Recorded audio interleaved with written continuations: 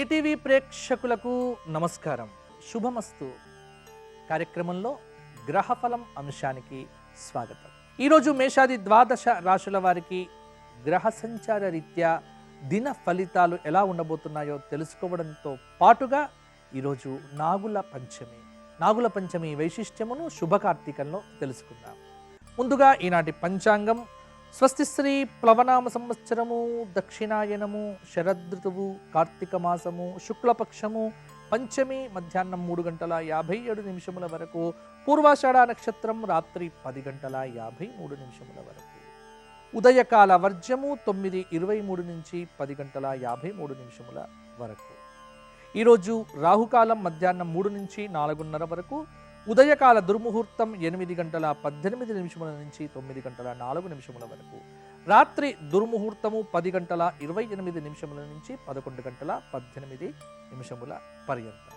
ఇక ఈరోజు మేషాది ద్వాదశ రాశుల వారికి దిన ఫలితాలు ఎలా ఉండబోతున్నాయో ఇప్పుడు చూద్దాం. ముందుగా మేషరాశి.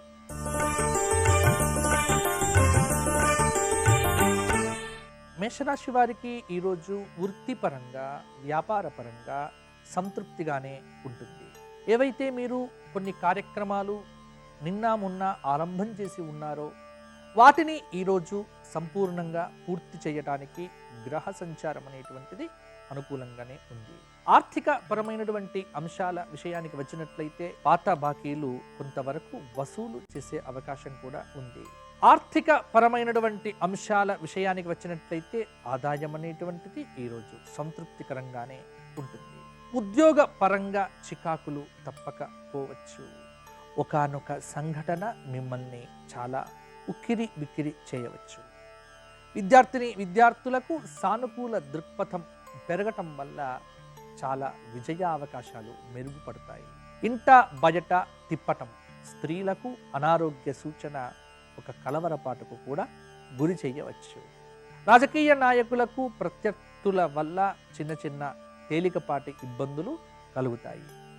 అందువల్ల మేషరాశి వారు మరిన్ని యోగదాయకమైన ఫలితాలు పొందటం కోసము ఈరోజు హనుమాన్ చాలీసా పారాయణం చేయడంతో పాటు ఈ రోజున నాగ పంచమి కాబట్టి సర్పరూప నాగేంద్ర స్వామివారి దర్శనం చేసుకొని స్వామివారికి క్షీరమును నివేదన చేయటం వల్ల కూడా మంచి ఫలితాలను పొందడం జరుగుతుంది.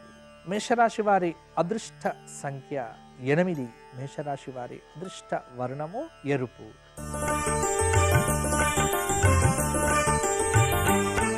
వృషభ రాశి వారికి ఈరోజు సమర్థవంతంగానే సాగుతుంది.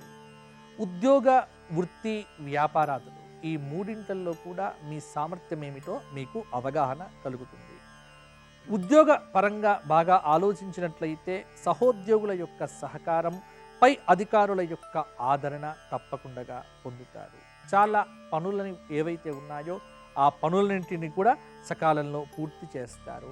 అయితే ఏది చెయ్యాలన్నా ఏకాగ్రత అనేటువంటిది మీకు చాలా అవసరమైనటువంటి అంశము. మానసిక జాడ్యము లేకుండా మానసికంగా చాలా తృప్తిగా ఉండేటువంటి ప్రయత్నం చేయండి. ఖర్చుల నియంత్రణ ఈరోజు చాలా వరకు కూడా అవసరం. విద్యార్థులకు ఈ రోజంతా కూడా కలిసి వచ్చేటువంటి రోజు అని చెప్పవచ్చు. మరిన్ని యోగదాయకమైన ఫలితాలు పొందడం కోసం వృషభ రాశి వారు ఈరోజు లలిత సహస్రనామ స్తోత్ర పారాయణంతో పాటు నాగుల పంచమిని పురస్కరించుకొని నవనాగ స్తోత్ర పారాయణం చేయటము, నాగుపాముల జంటను దర్శించుకోవడం వల్ల కూడా మంచి యోగదాయకమైనటువంటి ఫలితాలను మీరు మరిన్ని కూడా పొందుతారు. వృషభరాశి వారి అదృష్ట సంఖ్య 8. వృషభరాశి వారి అదృష్ట వర్ణము తెలుపు.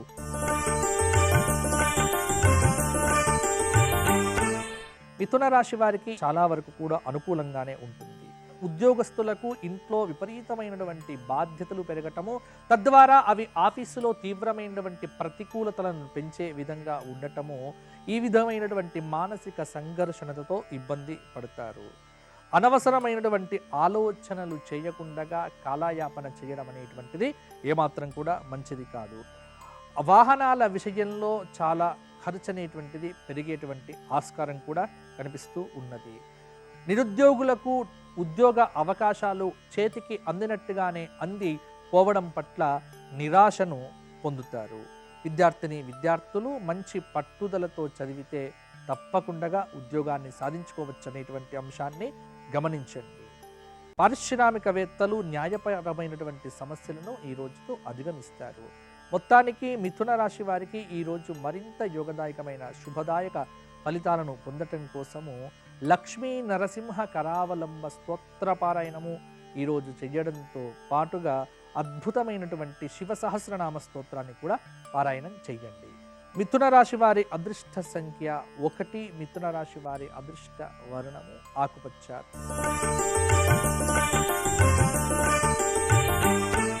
కర్కాటక రాశి వారికి ఈరోజు ప్రయాణాలు అనేటువంటివి కలిసి వస్తాయి. విద్యార్థులకు చాలా అనుకూలమైనటువంటి సమయము. ఉద్యోగ ప్రయత్నాలు అనేటువంటివి ఫలిస్తాయి. సహోద్యోగుల యొక్క సహకారం లభించడంతో ఊపిరి పీల్చుకుంటారు. కొత్త బదిలీలు కానీ కొత్త ప్రదేశాలకు వెళ్ళేటువంటి అవకాశాలు ఏవైతే ఉన్నాయో అవి మెరుగున పడేటువంటి ఆస్కారం కూడా ఉంది. శుభకార్యములను నిర్వహించేటువంటి ఆసక్తిని కూడా మీరు పొందటం వల్ల మీకు ప్రత్యేకమైనటువంటి ఒక గుర్తింపు లభిస్తుంది. ఆర్థిక లావాదేవీల్లో ఏమారుపాటు లేకుండా ఉండటం అనేటువంటిది చెప్పుకోదగినటువంటి సలహాగా మీరు గమనించండి. రాజకీయ నాయకులకు ప్రత్యర్థుల వల్ల కొద్దిగా ఇబ్బందికరమైనటువంటి పరిస్థితులు ఈరోజు ఏర్పడతాయి అని తప్పకుండా చెప్పవచ్చు. కర్కాటక రాశి వారు మరిన్ని యోగదాయకమైన శుభదాయకమైన ఫలితాలు పొందటం కోసము ఈరోజు సుబ్రహ్మణ్య అష్టకము, సుబ్రహ్మణ్య భుజంగ ప్రయాత స్తోత్రపారాయణం చేయడంతో పాటు సాయంకాల సంధ్యా సమయంలో సుబ్రహ్మణ్య ఆలయంలో దర్శనం చేసుకొని సుబ్రహ్మణ్యుడికి చక్కటి నైవేద్యం గనక నివేదనం చేయడం ద్వారా మంచి ఫలితాలు మరిన్ని పొందుతారు. కర్కాటక రాశి వారికి అదృష్ట సంఖ్య 8, కర్కాటక రాశి వారి అదృష్ట వర్ణము తెలుపు.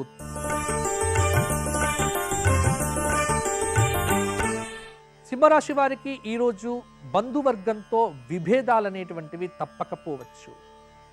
అయితే కార్య సాఫల్యత ఉంది. స్నేహితులతో కలిసి కొత్త పనులని ప్రారంభం చేసుకోవటానికి చాలా ఇష్టాన్ని చూపిస్తారు. వృత్తి వ్యాపారాలు ఏవైతే ఉన్నాయో అవన్నీ కూడా లాభసాటిగానే కొనసాగుతూ ఉంటాయి. పాత బాకీలు వసూలు చేయటానికి తీవ్రమైనటువంటి కృషి చేస్తారు. ఆ ప్రయత్నం కూడా సఫలీకృతం అవుతుంది. అనుకూలంగానే ఉంటాయి. ఆత్మీయులతో సంబంధాలు అనేటువంటివి పెంపొందిస్తాయి. ఆ ఆస్తి వ్యవహారాల్లో తోడుబుట్టువులతో మొదలైనటువంటి వారితో వివాదం అనేటువంటిది ఎట్టి పరిస్థితుల్లో కూడా మీకు పనికిరాదు. అది మీకు చాలా కూడా ఇబ్బందిని కలిగింపజేసేటువంటి అంశము అన్న విషయాన్ని మీరు గుర్తుంచుకోండి. సింహరాశి వారికి మరిన్ని యోగదాయకమైన ఫలితాలు పొందటం కోసము సింహరాశి వారు ఈరోజు గణపతి సహస్రనామ స్తోత్ర పారాయణం చేయడంతో పాటు ఆదిత్యాది నవగ్రహములకు చక్కటి అభిషేకాదులు నిర్వర్తించడం వల్ల కూడా మంచి ఫలితాలను మీరు మరిన్ని పొందుతారు. సింహరాశి వారి అదృష్ట సంఖ్య 7, సింహరాశి వారి అదృష్ట వర్ణము ముదురు ఆకుపచ్చ.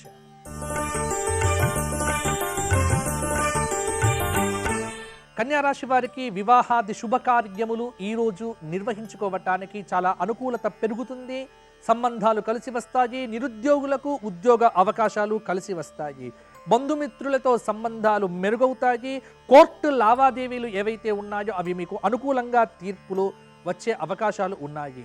కొన్ని అనవసరమైనటువంటి ఖర్చుల మూలకంగా ముఖ్యమైనటువంటి పనుల్లో జాప్యం అనేటువంటిది పెరుగుతుంది. ఆధ్యాత్మిక కార్యక్రమాల్లో పాల్గొనే అవకాశాలు ఉంటాయి. తీర్థయాత్రలు చేస్తారు. కొత్త వ్యక్తులతో చాలా వరకు జాగ్రత్తగా ఉండండి. అయిన వారితో మనస్పర్ధలు వచ్చే అవకాశాలు కూడా ఉన్నాయి. అయితే కోర్టు కేసుల మూలంగా ఖర్చులు విపరీతంగా పెరుగుతాయి. కాబట్టి ఆర్థిక నియంత్రణ కన్యారాశి వారికి చాలా అవసరమైనటువంటి సూచన అని చెప్పవచ్చు.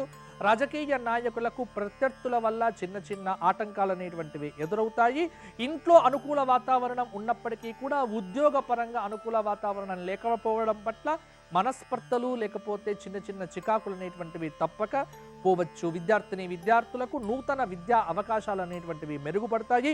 కన్యారాశి విద్యార్థులకు ఒక శుభమైనటువంటి సమాచారం ఈరోజు అందుతుంది. కన్యారాశి వారు మరిన్ని యోగదాయకమైన ఫలితాలు పొందటం కోసము ఈరోజు సుబ్రహ్మణ్య భుజంగ స్తోత్రమును పారాయణం చేయడంతో పాటుగా నవనాగ సర్ప స్తోత్ర పారాయణం చేయడం వల్ల కూడా ఆనందాన్ని పొందుతారు. కన్యారాశి వారి యొక్క అదృష్ట సంఖ్య 4, కన్యారాశి వారి అదృష్ట వర్ణము ఎరుపు.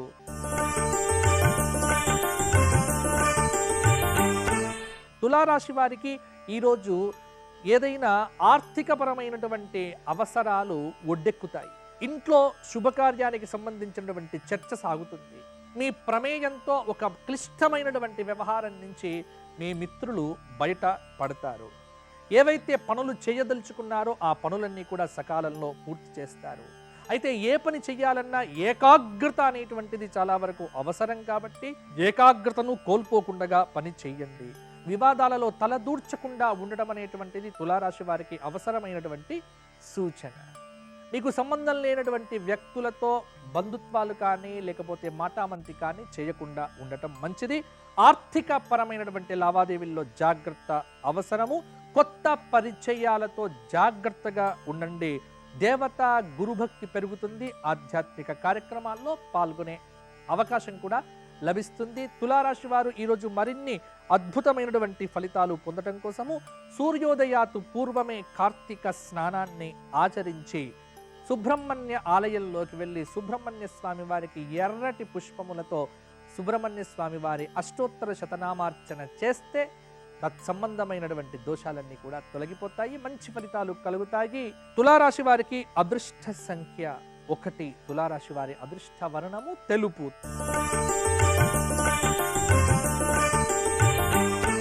వృశ్చిక రాశి వారికి ఈరోజు అద్భుతమైనటువంటి కార్యసిద్ధి కలగబోతోంది.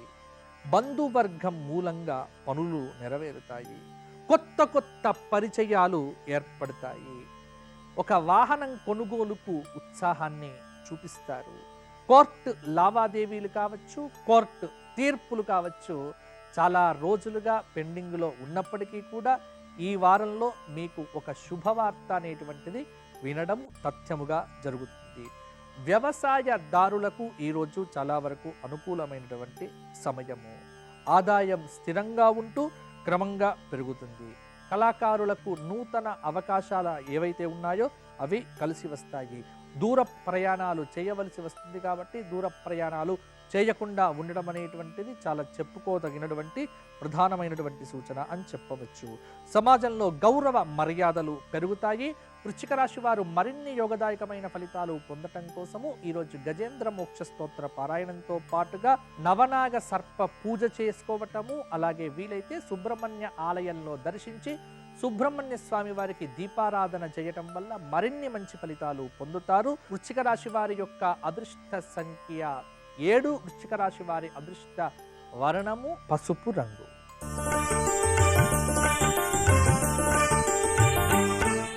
ధనుస్సు రాశి వారు ఈరోజు ఏ కార్యక్రమాలైతే ఉదయం ప్రారంభం చేస్తారో ప్రారంభించినటువంటి పనులన్నీ కూడా సమయానికి పూర్తవుతాయి.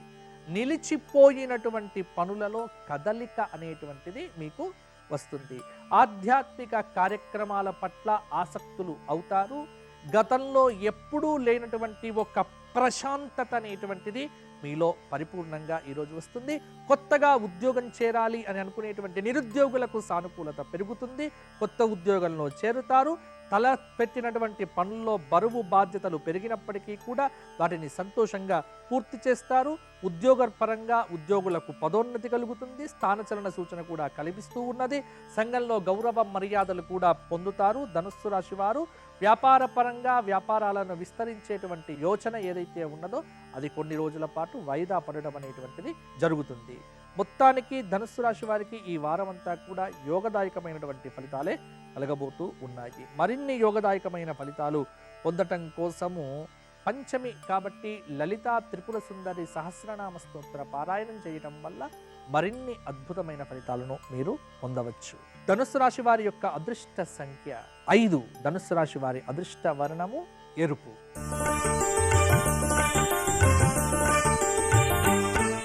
మకర రాశి వారికి ఈరోజు అనుకూలమైనటువంటి రోజు అని చెప్పవచ్చు. కొత్త కొత్త అవకాశాలు కలిసి వస్తాయి. ఆదాయం పెరుగుతుంది. స్థిరమైనటువంటి ఆలోచనలతో ముందుకు వెళతారు. ఒక కార్యక్రమంలో అద్భుతమైనటువంటి విజయాన్ని కూడా మీరు సాధిస్తారు. శుభకార్యాల వల్ల ఖర్చులు అనేటువంటివి విపరీతంగా పెరిగే ఆస్కారం కూడా ఉంది. అందువల్ల కొన్ని విషయాల్లో కూడా జాగ్రత్త పడాల్సి ఉంటుంది. మకర రాశి వారు రాజకీయ ప్రభుత్వ పనులలో అనుకూల ఫలితాలు ఉంటాయి. కోర్టు కేసులు ఏవైతే ఉన్నాయో అవి మీకు తీర్పులు అనుకూలంగానే వస్తాయి. రావలసినటువంటి డబ్బు చేతికి అందడం పట్ల చాలా హర్షాన్ని కూడా వ్యక్తం చేస్తారు. అవివాహితులకు వివాహ సిద్ధి, వివాహమైనటువంటి వారికి సత్సంతాన ప్రాప్తి అనేటువంటిది ఈరోజు కలిగేటువంటి గ్రహ సంచారం మీకు కలుగుతూ ఉన్నది. మకర రాశి వారు మరింత యోగదాయకమైన ఫలితాలు పొందటం కోసము ఈరోజు లక్ష్మీ సహస్రనామ స్తోత్ర పారాయణం చేయడంతో పాటుగా ఈరోజు సాయంకాల సంధ్యా సమయంలో శివాలయంలో నువ్వుల నూనెతో ఆవు నెయ్యితో కూడా 2 దీపాలు వెలిగించి ఆ పెట్టినటువంటి దీపములను మహావిష్ణువుకు చక్కగా చూపించటం వల్ల మరిన్ని యోగదాయకమైన ఫలితాలు పొందుతారు. మకర రాశి వారి అదృష్ట సంఖ్య 7. మకర రాశి వారి అదృష్ట వర్ణము నీలి వర్ణము.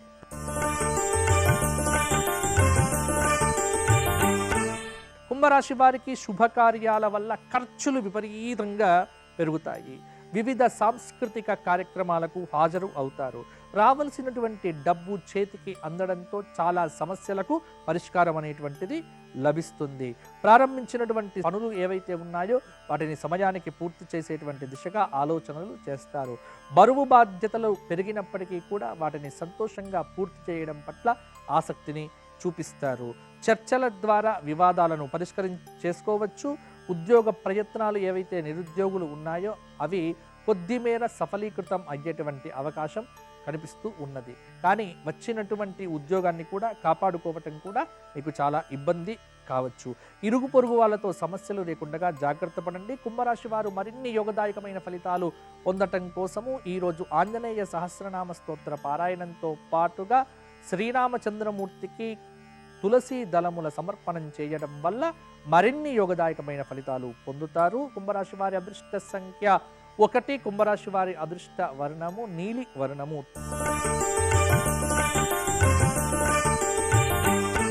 మీనరాశి వారికి ఈరోజు అద్భుతమైనటువంటి రోజు అని చెప్పవచ్చు. ప్రణాళికాబద్ధంగా కొన్ని పథకాలు రచించుకోవటానికి, భవిష్యత్తు సమస్యలను పరిష్కారం చేసుకోవటానికి కావలసినటువంటి శక్తిని ఈరోజు సంపాదిస్తారు. ఉద్యోగ ప్రయత్నాలు ఫలిస్తాయి. సమాజంలో గౌరవ మర్యాదలు అనేటువంటివి పొందుతారు. సాంస్కృతిక కార్యక్రమాలకు, ఆధ్యాత్మిక కార్యక్రమాలకు హాజరు అవుతారు. విహార యాత్రలు చేయటానికి ప్రణాళికలు రూపొందించుకుంటారు. పారిశ్రామికవేత్తలు ఇతర దేశాలు వెళ్ళటానికి చాలా అనుకూలమైనటువంటి సమయము అని చెప్పవచ్చు. వ్యాపార పరంగా వ్యాపారస్తులకు భాగస్వామ్య వ్యాపారాలు అనేటువంటివి కలిసి వస్తాయి. ఉద్యోగులకు తోటివారితో సత్సంబంధాలు అనేటువంటివి ఏర్పడతాయి. చిన్న కలవరపాటు ఆరోగ్యపరంగా ఉన్నప్పటికీ కూడా పెద్దగా అనారోగ్య సూచన అనేటువంటిది కనిపించటం లేదు. మరిన్ని మంచి యోగదాయకమైన ఫలితాలు పొందటం కోసము మీనరాశి వారు ఈరోజు దుర్గా కవచ స్తోత్ర పారాయణంతో పాటుగా శివ సహస్రనామ స్తోత్ర పారాయణం చేయటము, రాత్రి శివాలయంలో దీపారాధన చేయటం వల్ల అనుకున్న ఫలితాలను అనుకున్నట్టుగానే పొందుతారు మీనరాశి వారి యొక్క అదృష్ట సంఖ్య 5. మీనరాశి వారి అదృష్ట వర్ణము పసుపు. ఈరోజు కార్తీక మాసము శుక్లపక్షము పంచమి తిథి మంగళవారం. ఈరోజు నాగపంచమి వైశిష్ట్యమును ఇప్పుడు శుభ కార్తీకంలో తెలుసుకుందాం.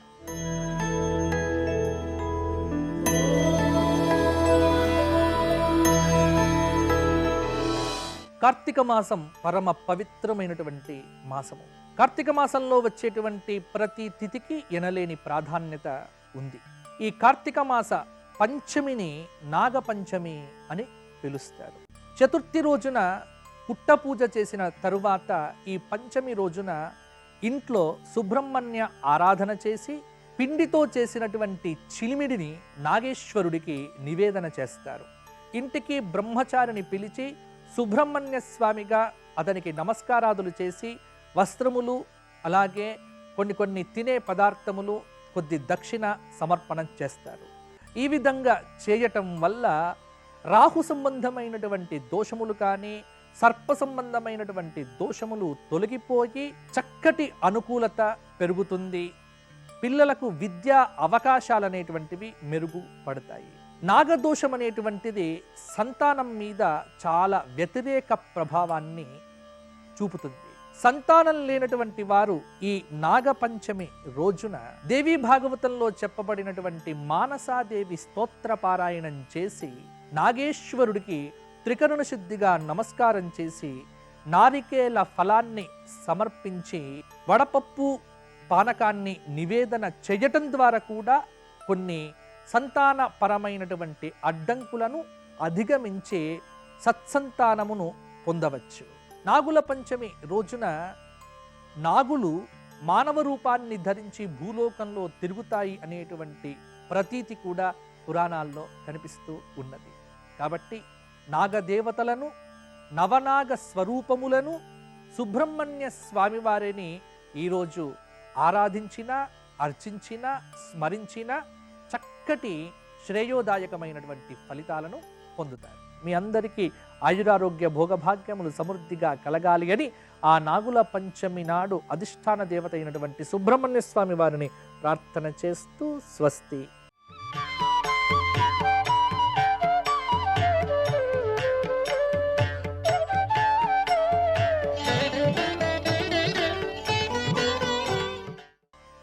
శుభమస్తు కార్యక్రమంలో గృహబలం అంశానికి స్వాగతం. శివకేశవులకు పరమ పవిత్రవంతమైన ఈ కార్తీక మాసంలో స్నానము యొక్క విశిష్టత అద్వితీయవంతమైనది. కార్తీకంలో స్నానాన్ని అసలు ఏ విధంగా ఆచరిస్తే ఎటువంటి సత్ఫలితం కలుగుతుంది, స్నానం ఎప్పుడు చేయాలి, ఎప్పుడు చేస్తే ఎటువంటి సత్ఫలితం కలుగుతుంది అనే విషయాల్ని తప్పనిసరిగా గృహబల రీత్యా కూడా ప్రతి ఒక్కరూ తెలుసుకొని తీరాలి.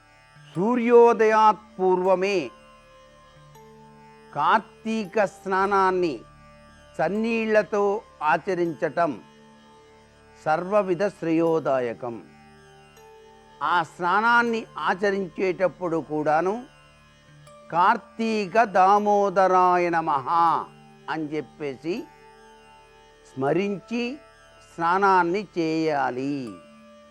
ఎవరైతే నిత్యం ఈ విధంగా స్నానం ఆచరిస్తారో వారికి సర్వేశ్వరుడు దివ్యవంతమైన ఆరోగ్యప్రదమైనటువంటి జీవన విధానాన్ని ప్రసాదిస్తాడు. సూర్యోదయానికి ముందు ఆచరించేటువంటి స్నానం హంసోదక స్నానం అని చెప్పేసి అంటారు. శరదృతువులో సూర్యోదయానికి ముందు హంసమండలానికి సమీపంలో అగస్త్య నక్షత్రం అనేటువంటిది ఉదయిస్తుంది. అటువంటి సమయంలోని నీరు స్నాన పాదాదులకు అంటే మనం చేసేటువంటి స్నానానికి స్వీకరించే నీటికి కూడాను అమృతతుల్యంగా ఉంటుంది. అమృతతుల్యవంతమైన ప్రభావం కలిగినటువంటి నీరన్నమాట. ఇటువంటి నీరు ఈ కార్తీక మాసంలో ఎవరైతే చక్కగా ఆచరిస్తారో వారికి ఓషధుల యొక్క రాజు అయినటువంటి చంద్రుడు కూడాను అనుగ్రహాన్ని ఇస్తాడు. చంద్రతత్వం ఇక్కడ.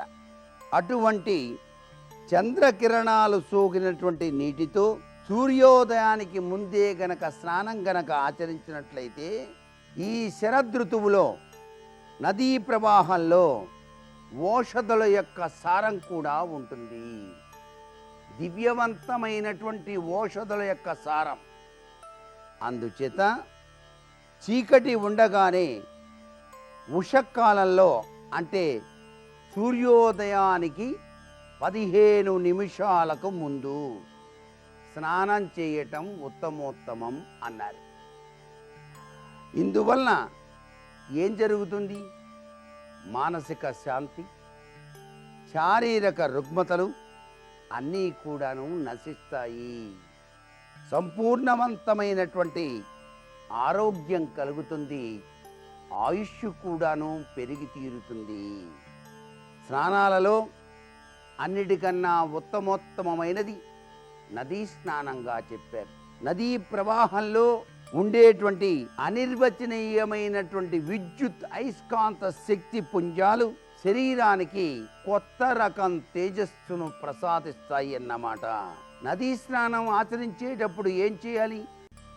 ప్రవాహానికి ఎదురుగాను వాలుగాను నిలబడే స్నానం ఆచరించాలి.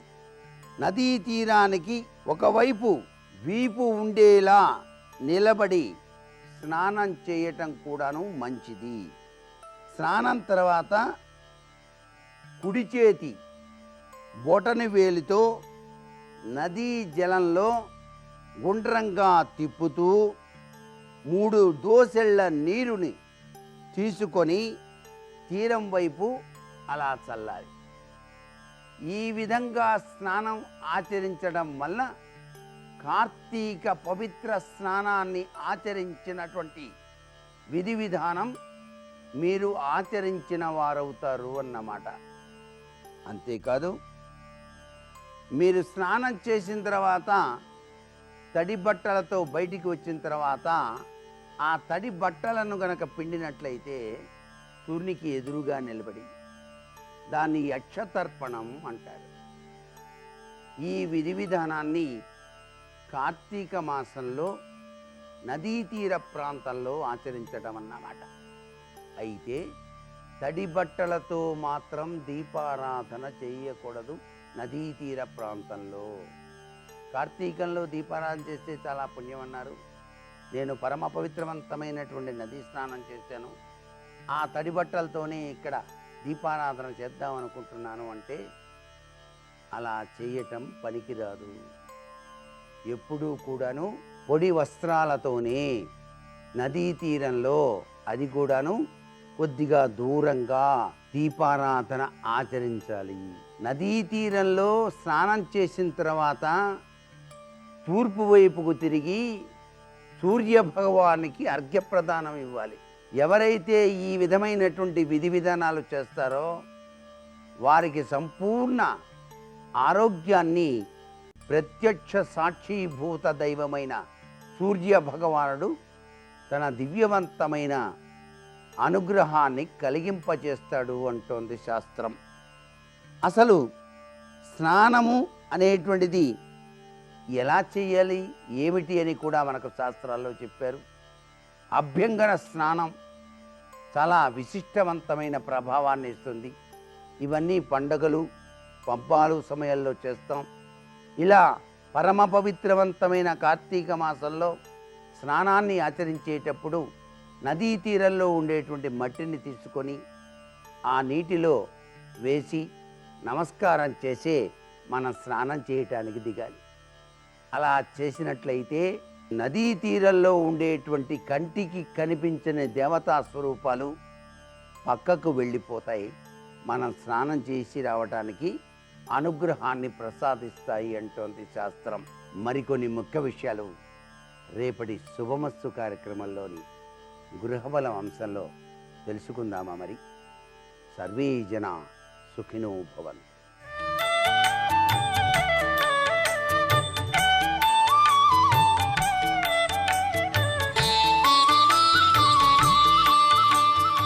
శుభోదయం. శుభమస్తు కార్యక్రమంలో కార్తీక విధులు పరిహారాలు అనే అంశానికి స్వాగతం. జయ పంచమి కార్తీక మాసంలో శుక్లపక్షంలో వచ్చేటటువంటి పంచమి తిథికి జయ పంచమి అని పేరు. ఈ రోజున లక్ష్మీనారాయణులను పూజించాలి. శ్రీమన్నారాయణమూర్తి లక్ష్మీ సమేతుడై పాలకడలిలో ఆదిశేషువు పైన పవళించి ఉండగా మనం దర్శనం చేసుకుంటూ ఉంటాం. ఇలా కనిపించే ఆ ఆది దంపతులు లక్ష్మీనారాయణుల చిత్రపటాన్ని కానీ విగ్రహాన్ని కానీ సేకరించి ఈ విగ్రహాన్ని కానీ ఆ చిత్రపటాన్ని కానీ నవధాన్యములలో ఉంచి పూజించి పిదప ఆ పటాన్ని కానీ ఆ చిత్రపటాన్ని కానీ నవధాన్యములతో కలిపి దానం ఇవ్వాలి.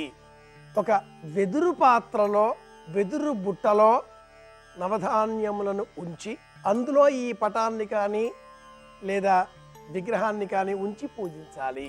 జయపంచమి అన్న పేరిట ఈ కార్తీక మాసం శుక్లపక్షంలో పంచమి తిథి నాడు పాటించవలసిన జయపంచమి వ్రతం అనే ఈ వ్రతంలో తప్పక వినియోగించవలసినటువంటిది వెదురుతో చేయబడ్డ బుట్ట, పాత్ర, వెదురు బుట్ట. ఇందులో నవధాన్యములు ఉంచి కాసింత నీరు చిలకరించి తడిపి 2 చేతులు జోడించి నమస్కరించి పిదప ఈ నవధాన్యములను మొక్కల పాదుల మధ్యన విడిచిపెట్టినా, నిమజ్జనం చేసినా, లేక గోమాతకు ఆహారంగా అందించినా కూడా కార్తీక మాస పంచమి నాటి విధిని అనుసరించిన వాళ్ళం అవుతాం.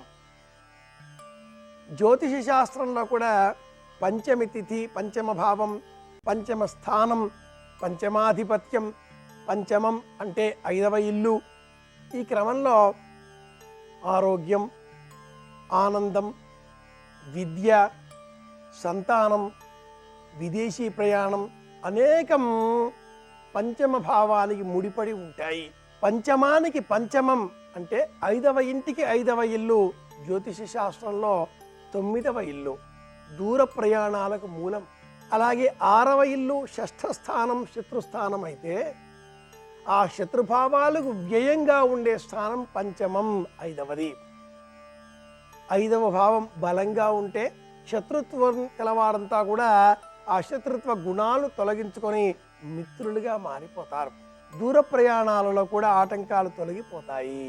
ఇలా ఈ లక్షణాలను గుర్తులో పెట్టుకొని కార్తీక మాసంలోని పంచమి తిథి నాడు జయ పంచమి వ్రతం అన్న పేరిట విదేశాలకు వెళ్ళాలి.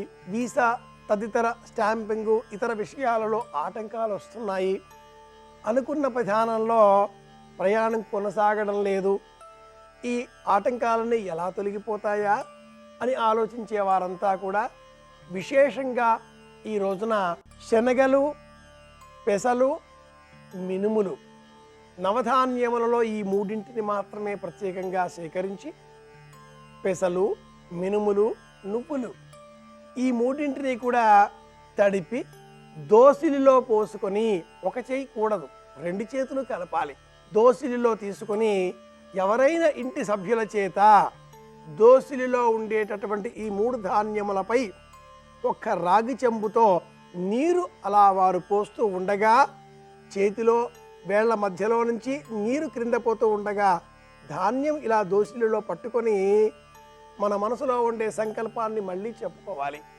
అంటే ఏదైతే దేశానికి నేను వెళ్ళాలి అనుకుంటున్నానో అందు నిమిత్తమే వచ్చేటటువంటి ఆటంకములు తొలగిపోవాలి, సమస్త విషయాలలో నాకు జయం కలగాలి, అపరాజిత దేవి అనుగ్రహం కలగాలి, పరాజయ భవం నాలో తొలగిపోవాలి, ఈ 4 మాటలు అనుకోవాలి. జీవితంలో జయం పొందాలి అంటే పెదవులపైన సదా చిరునవ్వు ఉండాలి, గుండెల నిండా ఆత్మస్థైర్యం, ఆత్మవిశ్వాసం, మనోబలం, స్థిర నిశ్చయం, లక్షణ శుద్ధి, లక్ష్య శుద్ధి, అచంచలమైన విశ్వాసం, మనపైన మనకు సంపూర్ణమైన నమ్మకం, ఇవన్నీ కావాలి. ఇవన్నీ ఉంటే తప్పక జీవితంలో విజయం సాధించగలుగుతాం. అలా విజయం పొందే నిమిత్తమై విదేశాలకు వెళ్ళే క్రమంలో వచ్చే ఆటంకాలన్నీ కూడా తొలగించుకోవడం కోసం జయ వ్రతం అన్న పేరిట పంచమి నాడు ఇలా 3 ధాన్యాలను దోతిలో పోసుకొని తడిపి సంకల్పం చెప్పిన పిదప ఆ ధాన్యాలను 3 కూడా గోమాతకు ఆహారంగా అందించాలి.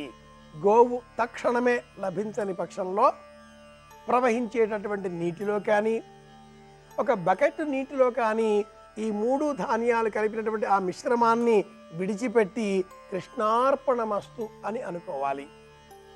ఈ విధమైన పరిష్కార మార్గం విదేశీ ప్రయాణాల కోసం వెళ్ళాలి అని సంకల్పం చేసేవారు పాటించిన పక్షంలో ఈ రోజున ఏకభుక్తం ఉపవాస వ్రతాన్ని పాటించాలి.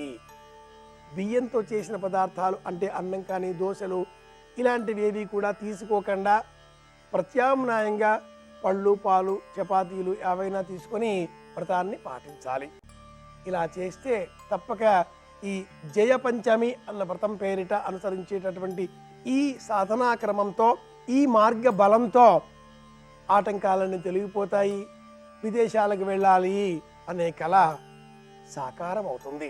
భార్యాభర్తల మధ్య అన్యోన్య సంబంధాలు, కుటుంబ సభ్యుల మధ్య ప్రేమ, అలాగే ఆత్మీయ అనుబంధాలు ఇవన్నీ కూడా శ్రీమన్నారాయణుడు, లక్ష్మీదేవి ఇరువురు కూడా కలిసి ఉండేటటువంటి స్వరూపంతో ఉండే చిత్రపటాన్ని కానీ, అర్చా ప్రతిమ విగ్రహ స్వరూపాన్ని కానీ సేకరించి నవధాన్యాలలో ఉంచి పూజించినందువల్ల కూడా ఇలా అనుబంధ సంబంధాలన్నీ కూడా బలీయమవుతాయి.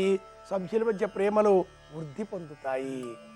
నాగుల పంచమి వ్రతం కుటుంబ సభ్యుల మధ్య ప్రేమానుబంధాలను వృద్ధి పెంచుకుందాం. మరింత ఆరోగ్యంగా ఆనందంగా కార్తీక విధులు తెలుసుకునే నిమిత్తమై మళ్ళీ రేపు కలుసుకుందాం. శుభమస్తు.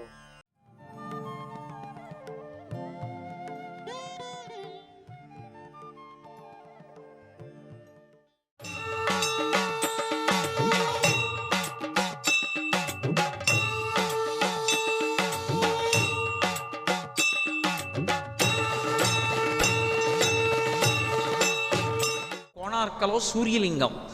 సూర్యుడు శివస్వరూపం. శంకర భగవత్పాదులు ప్రశ్నోత్తర రత్నమాలిక చేస్తూ అంటారు, శివుడు ఎవరు అంటే సూర్యుడే. సూర్యుడే శివుడు, అందుకే మంగళప్రదుడు.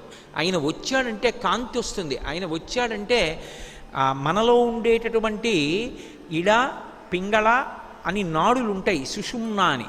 సుషుమ్నా నాడి తెల్లవారుజామున ప్రేరకత్వాన్ని పొందుతుంది సూర్యకిరణం పడినప్పుడు. దానికి అదొక ప్రత్యేకమైనటువంటి లక్షణం. ఒక్కొక్క మాసంలో ఒక్కొక్క కిరణం ఒక్కొక్క పేరుతో పిలువబడుతుంది. అందుకే ద్వాదశాదిత్యులయ్యారు. 12 నెలలకి 12 పేర్లతో అధిదేవత అయి ఉంటాడు. ఆ కిరణం వచ్చి పడిందనుకోండి, శరీరంలో ఉన్నటువంటి ఆ మత్తు, ఆ లోపల ఉన్నటువంటి తమోగుణం ఒక్కసారి విరిగిపోతే తుమ్మొస్తుంది. తుమ్ము రూపంలో శరీరాన్ని పట్టుకున్న జడత్వం వదులుతుంది. అలా వదలగొట్టగలిగినది ఏదంటే సూర్యకిరణం. అందుకే తెల్లవారుజామున చూడండి, సూర్యుని వంకి ఇలా చూస్తే తుమ్మొస్తుంది. సుషుమ్నా నాడిని ప్రేరేపిస్తాడు ఆయన. శివస్వరూపంగా సూర్యుడు ఆకాశంలో ప్రకాశిస్తూ ఉంటాడు. అందుకే కోణార్కలో ఆ సూర్యుణ్ణి కన్నెత్తి చూడలేం, దగ్గరికి వెళ్ళి ముట్టుకోలేం, ఓ పువ్వు ఆయనకి వెయ్యలేం. ప్రదీపజ్వాలాభిర్దివసకర నీరాజన విధి అంటారు శంకరాచార్యులు వారు సౌందర్యలహరిలో. సూర్య భగవానుడికి హారతిస్తే ఆ హారతి తేజస్సు ఏం కనపడుతుంది? ఈ వెలుగులో ఆయన్ని చూడాలంటే ఆయన వెలుగు కొంత తగ్గితే బాగా కనపడతాడు. అంతేగాని చిన్న హారతిలో ఆయన్ని చూస్తే ఏం కనపడుతుంది? కానీ చూడాలని తాపత్రయం ఉంటే ఆ సూర్యుడే శివలింగ స్వరూపమై కోణార్కలో ఉంటాడు. చంద్రుడు ఓషధులను ప్రేరేపిస్తాడు. ఓషధి అంటే శరీరానికి వచ్చినటువంటి అనారోగ్యాన్ని తగ్గించేది అని మీరు అనుకోకూడదు. వేదంలో ఓషధి అన్న మాట దేనికి అన్వయం అవుతుందంటే, భూమిలో దున్నినప్పుడల్లా విత్తనం పెడితే మళ్ళీ ఒక విత్తనం పెడితే దోసిడు విత్తనాలని ఇచ్చి కడుపు నింపుకోవడానికి మళ్ళీ భూమిలో వేయడానికి పనికొచ్చేటటువంటి రూపం ఏదుందో దాన్ని ఓషధులని పిలుస్తారు. బియ్యం, గోధుమలు ఇలాంటివన్నీ ఓషధులు. ఈ ఓషధులన్నీ ఎందుకు పెరుగుతాయంటే చంద్రకిరణముల యొక్క శక్తి నదులలోకి వెడుతుంది. ఆ నదులలో ఉండేటటువంటి నీరు భూమి మీదకు వస్తుంది. భూమి ఈ నీటిలో ఉండేటటువంటి శక్తిని పీల్చుకుని పంటల్ని పండించి ఓషధుల్నిచ్చి మన అందరి శరీరాలు ఆరోగ్యంతో, శక్తితో, తేజస్సుతో ఉండేటట్టుగా అనుగ్రహిస్తూ ఉంటుంది. అందుకే రోహిణీ శక్తి అని పిలుస్తూ ఉంటారు. శరీరంలోకి తేజస్సును నింపుతుంది రోహిణి. అందుకే రామాయణంలో ఒక మాట అంటూ ఉంటారు, ఏదో చంద్రుని యొక్క స్వక్షేత్రమైనటువంటి రోహిణిని దుర్బుద్ధితో చూసినట్లు అంటూ ఉంటారు. అంటే ఈ శరీరంలోకి తేజస్సునంతటినీ ఎవరు నింపుతారు అంటే ఆ ఓషధులను మనం తిన్నప్పుడు, ఏదో అన్నం తిన్నాననుకోండి, అన్నంలో ఉండేటటువంటి సారమంతా కూడా శరీరమునందు తేజస్సుగా మారుతుంది. ఈ తేజస్సుని సక్రమంగా వినియోగించుకుంటున్నావా, పాడు చేసుకుంటున్నావా అన్నదానికి కారణం ఎవరవుతారంటే బుద్ధి అవుతుంది. బుద్ధి కారణం. బుద్ధి సక్రమంగా లేదనుకోండి, శరీరంలో ఎంత తేజస్సున్నా క్షయం అవడానికి పనికొస్తుంది. ఆ తేజస్సుతోటే వాడు చెయ్యకూడని పనులు చేసి కారాగారంలో ఉంటాడు. చెయ్యకూడని పనులు చేసి తిరియక్కై కొన్ని కోట్ల జన్మలు మళ్ళీ కిందకెళ్ళిపోతాడు. చెయ్యకూడని పనులు చేసి ఎన్నో లక్షల మందిని బాధపడతాడు. ఆ తేజస్సుతోటే చెయ్యవలసిన పని చేసి తాను తరిస్తాడు, లోకాన్ని తరింపచేస్తాడు. ఆ తేజస్సుతోటే ఒక మంచి మాట మాట్లాడి దుఃఖంలో ఉన్నవాడికి శాంతి కలిగేటట్టు చేస్తాడు. నీకు పరమేశ్వరుడిచ్చినటువంటి ఓషధుల యొక్క శక్తిని మంచికి ఉపయోగించాలా, చెడుకి ఉపయోగించాలా, మంచికి ఉపయోగించి బాగుపడాలా, చెడుకు ఉపయోగించి పాడైపోవాలా అంటే ఈ రెండిటికి మధ్య ఉండేటటువంటిది బుద్ధి. ఆ బుద్ధి ప్రచోదనము మళ్ళీ దేనివల్ల జరుగుతుంది అంటే ఈశ్వరుడు యొక్క కృప వలన మంచి వైపుకి తిరుగుతుంది. అందుకే ధియో యోన ప్రచోదయాత్ అని అడుగుతాం. మా బుద్ధులు ప్రేరేపింపబడుగాక. ఈ బుద్ధిని ప్రేరేపించే వాళ్ళు ఎవరంటే దేవతలు, పరమశివుడు. ఆయన ప్రేరేపిస్తాడు. ప్రేరేపిస్తే పుణ్యశీలి అవుతాడు, మంచి కార్యాలు, వేదం చెప్పినటువంటి పనులు చేస్తాడు. అటువంటి ఓషధులనన్నిటినీ కూడా ప్రకాశింపచేయగలిగినటువంటి చంద్రతత్వము ఘనీభవించి ఒక చోట లింగస్వరూపమైతే అదే సీతాకుండంలో చంద్రలింగం. ఇక చిదంబరంలో ఆకాశలింగం. ఆకాశము అంతటా పరివ్యాప్తమై ఉంటుంది. ఆకాశము ముక్కలవడం అనేటటువంటిది ఉండదు. కానీ మనం ఏమంటామంటే ఆకాశం ముక్కలైంది అని ఒక సౌలభ్యం కోసం అంటాం. ఏదో కుండ తీసుకొచ్చి అక్కడ పెట్టాను అనుకోండి, శూన్యం ఉందండి అనకూడదు. శూన్యము అన్న మాట మనకి లేదు శాస్త్రంలో. ఆకాష్, కాష్ అంటే ప్రకాశించడం, ఆ అంటే అంతటా, ఆ అంటే మొట్టమొదటి అక్షరం. యో వేదాదౌ స్వర ప్రోక్తో వేదాంతే చ ప్రతిష్ఠిత తస్య ప్రకృతి లీనస్య యత్వరస్య పరమహేశ్వర అంటాం. ఆ ఆకారం విష్ణువాచకం. అంతటా నిండిపోయినటువంటి పరబ్రహ్మతత్వం ఆకాశం. నేను తీసుకొచ్చి ఒక కుండ అక్కడ పెట్టాను అనుకోండి, ఇప్పుడు ఘటాకాశం, అందులో ఆకాశం ఉంది. అంటే ఆకాశం ముక్కయింది ఆ కుండలో? అవలేదు. ఘటం బద్దలైపోయింది అనుకోండి, కుండ బద్దలైంది. ఇప్పుడు ఘటాకాశం ఏమైంది? మఠాకాశం, గదిలో ఉన్న ఆకాశంలో కలిసిపోయింది. ఇప్పుడు మఠాకాశం, గదికున్న గోడలు తీసేసాను అనుకోండి, అనంతాకాశం. ఆకాశము అనంతము. అది ఏదో ఒకచోట ఉండడము, ఈ మాంసనేత్రమునకు దొరకడము అనేటటువంటిది ఉండదు. అంతటా నిండిపోయి ఉంటుంది. అంతటా నిండిపోతే ఈ కంటితో ఎలా చూస్తావు? చూడడం కుదురుతుందా? చూడడం కుదరదు. అందుకే ప్రత్యేకించి కొన్ని శివాలయాలలో నీడరాని దీపాలు పెడతారు. నీడ ఉండదు దీపం పెడితే. దీపం పెడితే నీడ పడుతుంది. నీడపడని దీపాలతో అలంకారం చేస్తారు. అంటే పరమశక్తివంతమైన క్షేత్రాలని గుర్తు. తిరువారూరులో చేస్తారు అలా. తిరువారూరు క్షేత్రానికి ఉన్న గొప్పతనం ఏమిటంటే నల్లటి గంధం పుయ్యడం, నీడలేని దీపం పెట్టడం, వసంత మాసంలో కళ్యాణం చేసి అనేకమైనటువంటి వాహనాల మీద ఊరిరిగింపు చేయడం. 3 ప్రత్యేకతలు తిరువారూరికి. అటువంటి స్థితిలో అంతటా నిండిపోయినటువంటి పరమాత్మని ఈ కంటితో ఎలా చూస్తావు? ఎలా కుదురుతుంది? ఏదో ఒక రూపంలో పెట్టాననుకోండి, మనసు పట్టుకుంటుంది. ఆ మనసు పట్టుకున్న తర్వాత ధ్యానం చెయ్యగా చెయ్యగా చెయ్యగా చెయ్యగా ధ్యానం చేసి పట్టుకుందాం అనుకున్న మనసు కూడా దానిలోనే కరిగిపోతుంది. అది అసలు ధ్యానానికి పరాకాష్ఠ. మీకు నేను బాగా అర్థమయ్యేట్టు చెప్పాలంటే, ఓ ఉప్పు బొమ్మ ఒకటి సముద్రం యొక్క లోతు తెలుసుకుందామని సముద్రంలోకి ప్రయాణం మొదలుపెట్టింది. మొదలుపెట్టి సముద్రంలోకి వెడుతోంది ఉప్పు బొమ్మ. అది సముద్రపు అంచు చేరుకునే లోపల, అడుగు చేరే లోపల ఈ ఉప్పు బొమ్మ ఏమవుతుంది? సముద్రంలో కరిగిపోయింది. అలా ధ్యానమునందు 3 ఉంటాయి. ఏది ధ్యానము చేస్తున్నారో అది, ధ్యానము చేస్తున్నటువంటి వాడు, ధ్యానము 3.